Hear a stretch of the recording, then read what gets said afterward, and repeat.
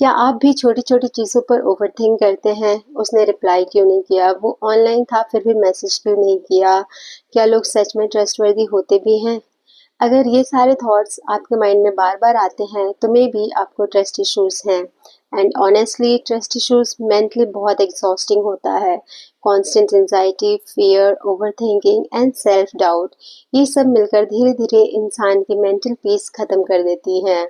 Trust issues का मतलब होता है किसी पर आसानी से भरोसा ना कर पाना, चाहे वो आपका फ्रेंड हो, पार्टनर हो, चाहे आपकी फैमिली मेंबर हो या आप खुद हो। और सच कहूँ तो हर इंसान ने लाइफ में किसी न किसी फेज में ट्रस्ट इश्यूज फेस किया होता है। कोई उससे कभी झूठ बोला होता है, किसी ने ट्रस्ट तोड़ा होता है, या लाइफ ने इतना हर्ट किया होता है कि फिर से ट्रस्ट करना किसी पे बहुत मुश्किल हो जाता है। आज मैं आपके साथ वो 5 चीज़ें शेयर करूँगी जिन्होंने मेरे ट्रस्ट इश्यूज़ ओवरकम करने में हेल्प की है। Point 1, acceptance. सबसे पहले आप ये एक्सेप्ट करो कि आपको ट्रस्ट इश्यूज़ हैं, क्योंकि कई बार हम सोचते हैं नहीं मैं बस केयरफुल हूँ, बट केयरफुल रहने में और हर चीज़ से डरने में फ़र्क होता है।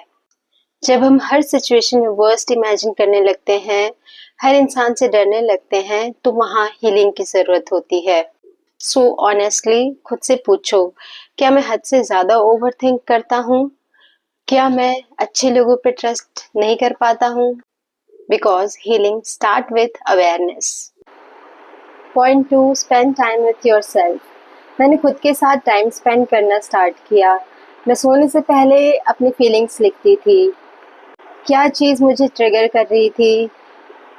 क्या सर्टेन सिचुएशन में मैं एंशियस फील कर रही थी? मैं ये सारी चीज़ें लिखती थी।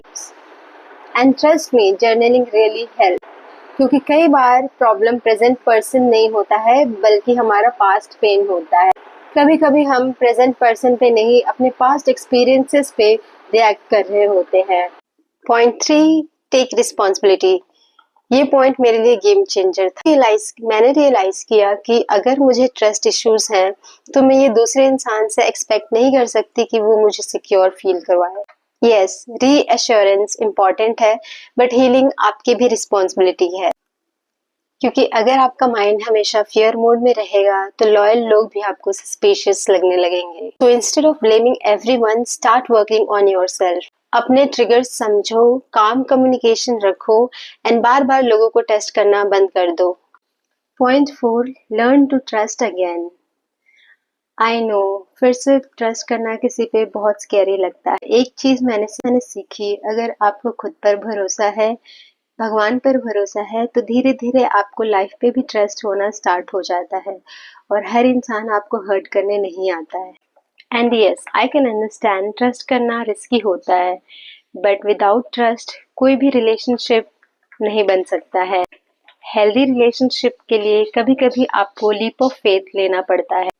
अपने माइंड को आप धीरे धीरे समझाओ, it's okay to trust people, it's okay to be vulnerable. अगर कुछ गलत भी हुआ तो मैं खुद को संभाल लूँ। Point 5, focus on your own life. जितना ज़्यादा हमारी लाइफ एम्प्टी फील होता है, उतना ही हम इमोशनली लोगों पे डिपेंडेंट हो जाते हैं। So start focusing on your self. अपने गोल्स पर काम करो, अपने पैशन को फॉलो करो, अपनी सेल्फ वर्थ बढ़ाओ, एंड खुद को जेन्युइनली प्यार करना सीखो।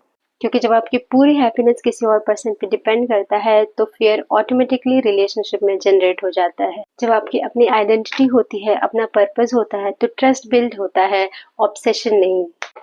अगर आप अभी भी ट्रस्ट इश्यूज से स्ट्रगल कर रहे हैं, तो खुद को हेट मत करो। हीलिंग्स टेक टाइम, लेकिन हमेशा फियर में जीना भी जरूरी है। पीस डिजर्व करते हो, आप एक हेल्दी रिलेशनशिप डिजर्व करते हो, एंड सबसे इम्पोर्टेंट, आप खुद का बेस्ट वर्जन डिजर्व करते हो।